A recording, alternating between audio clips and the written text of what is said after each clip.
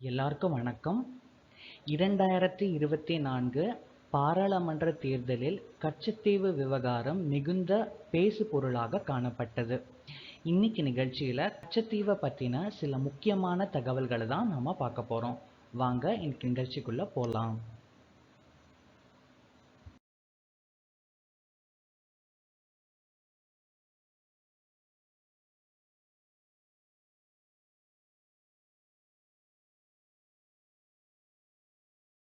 கச்சத்தீவானது ராமேஸ்வரத்திலிருந்து 12 mile தொலைவிலும் யாழ்ப்பாணத்திலிருந்து 10.5 mile தொலைவிலும் அமைந்துள்ளது. மிகச் சிறிய தீவான அதன் மொத்த பரப்பளவு 285 ஏக்கர். அதனுடைய நீளம் 1.7 கிலோமீட்டர்.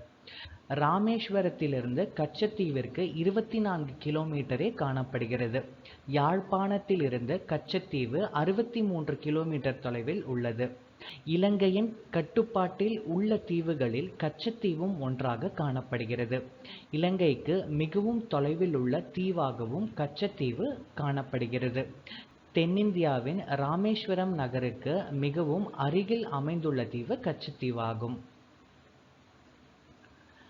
கடந்த 1948ஆம் ஆண்டு ஜமீன்தாரி முறை ஒழிக்கப்படும் வரையில் கச்சத்தீவு ராமேஸ்வரத்தின் ஜமீன்தார் வசம் இருந்தது என்றும் அதன் பிறகு அது மெட்ராஸ் மாகாணத்தின் அங்கமாக மாறியது என்றும் இந்தியா கூறியது.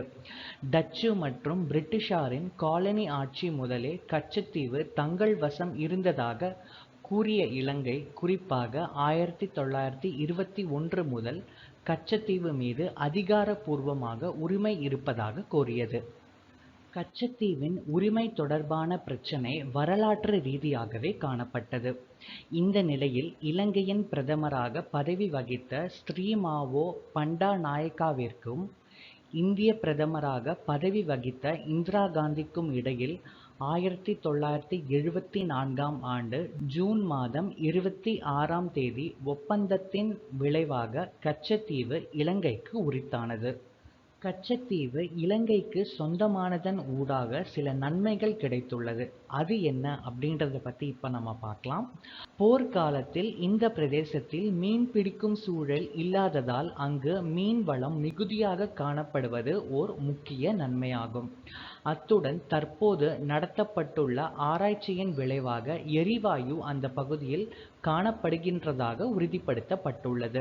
12 கடல் மைல் தொலைவான கடல் எல்லை நடவடிக்கைகள் விஸ்தீரிக்கப்பட்டுள்ளமை மற்றுமொரு நன்மையாகும். கச்சத்தீவு இந்தியாவிற்கு சொந்தமானதாக இருந்தால் அந்த பகுதி மன்னாரில் இருந்து கணக்கிடப்படும். அப்படியானால் இலங்கைக்கு சொந்தமான ஆராய்ச்சி பெருங்கடலின் பரப்பளவு குறையும். தமிழக மீனவர்கள் நல அமைப்பு சார்பில் அதன் தலைவரான பீட்டர் ராயன் சென்னை உயர்நீதிமன்றத்தில் பொதுநல மனுவை தாக்கல் செய்துள்ளார். அந்த மனுவில் அவர் கூறியிருப்பதாவது: கச்சத்தீவு பகுதியில் மீன்பிடிக்கும் அப்பாவி தமிழக மீனவர்களை இலங்கை கடற்படையினர் கைது செய்து படகுகளை பறிமுதல் செய்வது தொடர்கதையாக இருந்து வருகிறது. இதை தடுக்க மத்திய மற்றும் மாநில அரசுகள் எந்த ஒரு ஆக்கப்பூர்வமான நடவடிக்கைகளையும் முன்னெடுப்பது இல்லை. இதனால் தமிழக மீனவர்கள் மற்றும் அவர்களுடைய குடும்பத்தினர் சொல்ல முடியாத துயரங்களை சந்தித்து வருகின்றனர் என்று அந்த மனுவில் அவர் குறிப்பிட்டுள்ளார். மேலும் அந்த பொதுநல மனுவில் கச்சத்தீவு விவகாரம் அரசியலாக்கப்படுவதால் தமிழக மீனவர்களின் அன்றாட வாழ்வாதாரமும் கேள்விக்குறியாகி உள்ளது. எனவே இலங்கை சிறையில் உள்ள மீனவர்களையும் படகுகள் உள்ளிட்ட உடைமைகளை விடுவிக்கவும் இந்த விவகாரத்தில் நிரந்தர தீர்வு காணவும் நடுவண் மற்றும் மாநில அரசுகளுக்கு உத்தரவிட வேண்டும் என்று அவர் கோரிக்கை விடுத்திருந்தார். இந்த வழக்கு தலைமை நீதிபதி எஸ்.வி. கங்கா புர்வாலா, நீதிபதி டி. பரத சக்கரவர்த்தி ஆகியோர் அடங்கிய அமர்வில் விசாரணைக்கு வந்தது. அப்போது மனுதாரர் தரப்பில் ஆஜரான வழக்கறிஞர் இந்த விவகாரத்தில் நடுவண் மற்றும் மாநில அரசுகள் மெத்தன போக்குடன் செயல்படுவதாக குற்றம் சாட்டினார். நடுவண் அரசின் சார்பில் ஆஜரான வழக்கறிஞர் மத்திய மீன்வளத்துறை அமைச்சகத்தின் சார்பில் பதில் மனுவை தாக்கல் செய்தார். இந்திய இலங்கை மீனவர்களுக்கு இடையே நீண்ட காலமாக நிலவி வரும் மீன்பிடி உரிமை மற்றும் கச்சத்தீவு தொடர்பான பிரச்சினைகளுக்கு நிரந்தர தீர்வு காணும் வகையில் இரு நாட்டு அமைச்சகங்கள் சார்பில் கடந்த 2016ஆம் ஆண்டு கூட்டு பணிக்குழு அமைக்கப்பட்டது. அந்த குழுவில் இரு நாட்டு மீன்வளத்துறை செயலாளர்கள் உள்ளிட்ட உயர் அதிகாரிகள் அங்கம் வகிக்கின்றனர். இந்த கூட்டு பணிக்குழுவின் 6வது கூட்டத்தை இந்தியா சார்பில் கூட்ட வேண்டும். அதன்படி கடந்த ஆண்டு, அதாவது 2023 நவம்பர் அல்லது டிசம்பரில் இந்த கூட்டுப்பணி குழு கூட்டத்தை இந்தியாவில் நடத்த திட்டமிட்டு இலங்கைக்கு கடிதம் அனுப்பப்பட்டது. ஆனால் இலங்கையில் நிலவும் உள்நாட்டு பிரச்சினைகள் காரணமாக இலங்கை அரசிடமிருந்து எந்த ஒரு பதிலும் கிடைக்கவில்லை. இந்த கூட்டத்தை விரைவில் கூட்டி இப்பிரச்சினைகளுக்கு சுமூக தீர்வு காணப்படும் என்று நடுவண் அரசின் சார்பில் ஆஜரான வழக்கறிஞர் அவருடைய பதில் மனுவில் தெரிவித்திருந்தார். அதை பதிவு செய்து கொண்ட நீதிபதிகள் இந்த வழக்கை வரும் ஜூன் மாதத்திற்கு, அதாவது 2024 ஜூன் மாதத்திற்கு தள்ளி வைக்கிறோம் என்று அறிவித்தார்கள்.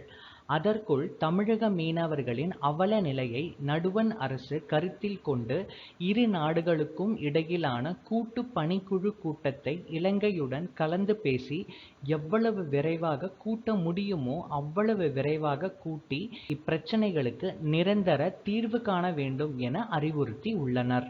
கச்சத்தீவை இந்தியா மீண்டும் கையகப்படுத்த முடியுமா? இந்த கேள்விக்கு 3 பதில்களே உள்ளது.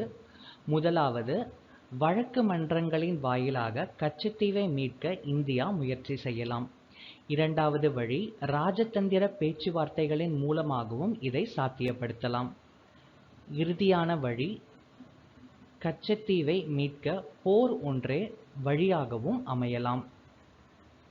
இம்மூன்று வழிகளில் ஏதேனும் ஒரு வழியை இந்திய அரசு கையில் எடுத்து கச்சத்தீவை இலங்கையிடமிருந்து இந்தியாவிற்கு மீட்டெடுக்க உறுதியான நடவடிக்கைகளை எடுக்க வேண்டும்.